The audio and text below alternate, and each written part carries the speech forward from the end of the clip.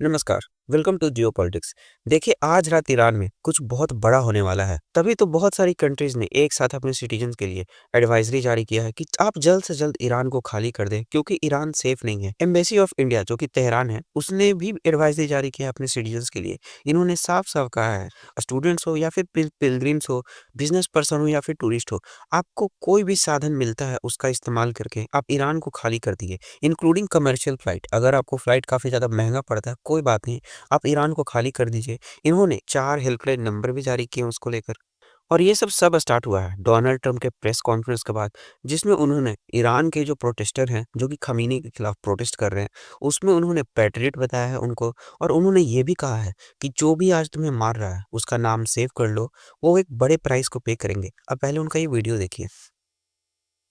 And by the way, to all Iranian patriots, keep protesting, take over your institutions if तो possible. Donald Trump ने यहाँ पे patriot उनको बोला है जो कि खमीनी के खिलाफ प्रोटेस्ट कर रहे हैं। उनको साफ साफ ये संदेश दिया है कि आप प्रोटेस्ट करते रहिए, और जो ईरान के इंस्टीट्यूशन है, चाहे वो गवर्नमेंट ही क्यों ना हो, उस पर आप अपना कब्जा कर लीजिए।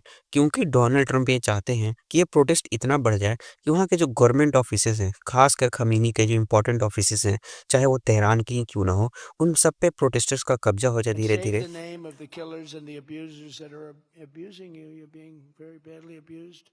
If the numbers are right now, I hear 5 different sets of numbers. I hear numbers. Look, one death is too much. But I hear much lower numbers, and then I hear much higher numbers. But I say save their names because they'll pay a very big price. And I've canceled all meetings with the Iranian officials until the senseless killing of protesters stops. बाद में ये भी कह रहे हैं कि उन सबके नाम को सेव करके रखो, वो एक हेवी प्राइस पे करेंगे जो आज तुम्हें मार रहा है। और ऐसा इसलिए भी कह रहे हैं कि अब तक ईरान की गवर्नमेंट ने ना जाने कितने लोगों को मार दिया है, क्योंकि रियल नंबर्स ईरान से बाहर नहीं आ पा रहे हैं।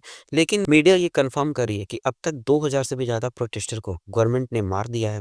और कई वेस्टर्न मीडिया आउटलेट्स का तो ये भी कहना है कि ईरान में जो प्रोटेस्टर की किलिंग हुई है, उसकी संख्या 12,000 से 15,000 के बीच में है। इवन कई वीडियोज़ में तो ये भी सामने आया है कि जो प्रोटेस्टर्स घायल हो गए थे प्रोटेस्ट करते वक्त, वो जब हॉस्पिटल्स में अपना इलाज कर रहे थे, तो वहाँ की पुलिस ने उन हॉस्पिटल्स पे रेड किया, और जो प्रोटेस्टर्स इलाज भी करवा रहे थे उनको उठाकर ले गए। प्रोटेस्टर्स के घर पे रेड किए जा रहे हैं ताकि इस प्रोटेस्ट की इंटेंसिटी को थोड़ा तो कम किया जा सके। एंड डोनाल्ड ट्रंप ने पहले भी ये जो प्रोटेस्टर्स को ईरान मार रहा है, उसको लेकर ईरान को वार्निंग दिया था। डोनाल्ड ट्रंप ने साफ साफ कहा था, अगर तुम ऐसे ही लगातार वहाँ के प्रोटेस्टर्स को मारते रहोगे तो मुझे मजबूरन ईरान पे स्ट्राइक करना पड़ जाएगा। लेकिन डोनाल्ड ट्रंप से जब अभी रिपोर्टर ने पूछा कि ईरान तो आपके स्ट्राइक्स को रिटेलिएट करने की बात कर रहा है, ईरान कह रहा है कि अगर यूएसए का कोई भी मिसाइल ईरान पे गिरता है तो इजराइल पे अटैक कर देगा 50,000 मिसाइल से। और जो यूएस के जितने भी मिडिल ईस्ट कंट्रीज में एयर बेसेस हैं, या फिर कोई भी यूएसए का मिलिट्री बेस है, उन सबको ईरान टारगेट करेगा। और जब रिपोर्टर ने डोनाल्ड ट्रंप से ये पूछा, तो डोनाल्ड ट्रंप ने साफ साफ कह दिया, जब लास्ट टाइम मैंने ईरान को बॉम्ब किया था तो इनका मिसाइल डिफेंस सिस्टम थोड़ा सा भी काम नहीं किया था। और आज के टाइम पे डोनाल्ड ट्रंप, जो इन्हें वेनेजुएला में जीत मिला है, उससे काफ़ी ज़्यादा कॉन्फिडेंट है कि ये ईरान को ईजिली स्ट्राइक कर देंगे।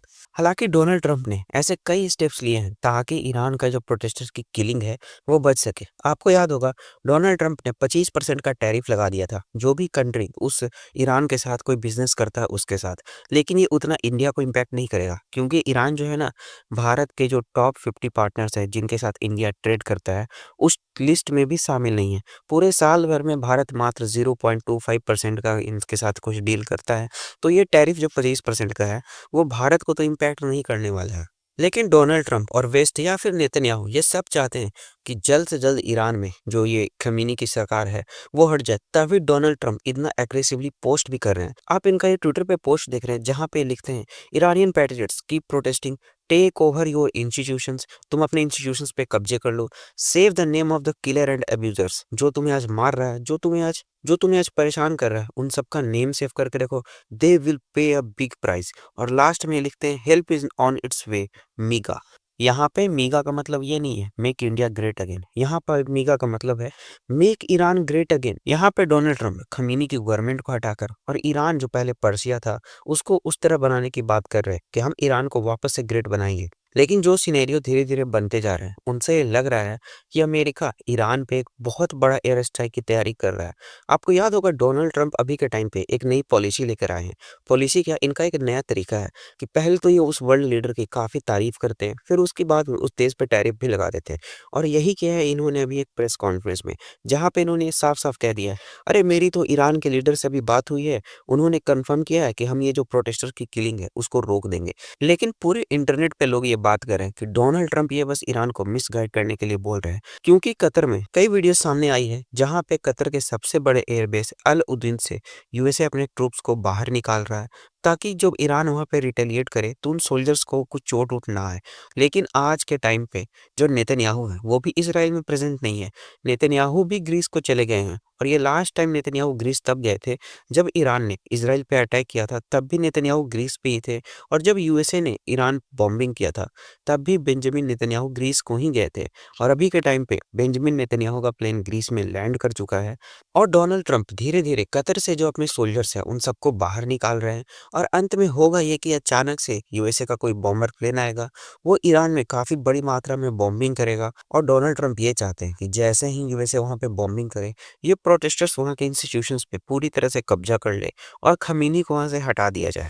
लेकिन रिपोर्ट्स ये भी आ रही हैं कि जो सऊदी अरेबिया है ना, उसने यूएसए को अपना एयर स्पेस देने से मना कर दिया है ईरान के स्ट्राइक्स करने के लिए। इवन जो सऊदी अरेबिया का मिसाइल डिफेंस सिस्टम है इनका लेसर का थर्ड, उसको भी एक्टिव कर दिया है पूरे होल सऊदी अरेबिया में, ताकि कोई भी बाहर देश का एयरक्राफ्ट आए या फिर मिलिट्री एयरक्राफ्ट आए, कुछ भी आए, उसे ये शॉट डाउन कर सकें। लेकिन पाकिस्तान के साथ जो ईरान का बॉर्डर लगता है, उस पे पाकिस्तान ने मिलिट्री बिल्डअप स्टार्ट कर दिया है, क्योंकि आपको याद होगा जब ईरान को पिछली बार यूएसए ने बॉम्ब किया था, तो पाकिस्तान ने ही मदद किया था स्पाइंग करने में कि ईरान अपने मिसाइल डिफेंस सिस्टम कहाँ पे लगा रहा है, या फिर ईरान की क्या गतिविधि है उस करंट टाइम पे जब यूएसए ईरान को बॉम्ब कर रहा है।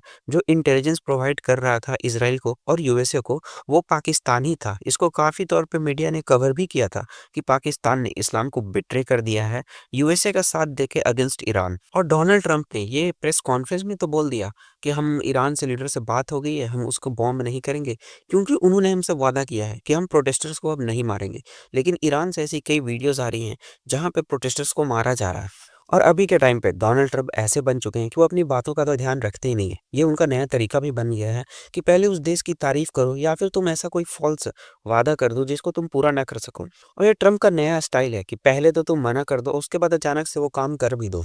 तो आने वाले आज का रात और कल का रात, ये 2 दिनों में, यानी कि 72 घंटे में या फिर 48 घंटे के भीतर डोनाल्ड ट्रंप बिल्कुल ईरान को बॉम्ब कर सकते हैं। और ये जो मिडिल ईस्टर्न का सिनेरियो है, वो पूरी तरह से चेंज हो सकता है, जो कि पूरे इस रीजन को लॉन्ग टर्म के लिए अफेक्ट कर सकता है। अगर ये खमीनी की गवर्नमेंट वहाँ से चली जाती है, तो वहाँ पे जो अगली गवर्नमेंट आएगी, वो प्रो यूएसए, प्रो इज़राइल होगी। क्योंकि नेतन्याहू ने भी ये वीडियो रिलीज़ करके बताया था कि इज़राइल खड़ा है प्रोटेस्टर्स के साथ, और वो चाहता है कि खमीनी की गवर्नमेंट वहाँ से हट जाए, तभी रीजन में शांति भी बनी रहेगी। और वैसे तो इस टॉपिक पे अभी कोई 2 दिनों तक कुछ शांति नहीं आने वाला है, कोई पीसफुल न्यूज़ नहीं आएगा। लेकिन जैसे ही कोई अपडेट आता है, मैं आपके लिए अपडेटेड वीडियोज़ लेके आऊँगा। और तब तक के लिए चैनल को सब्सक्राइब कर लीजिए। Thank you.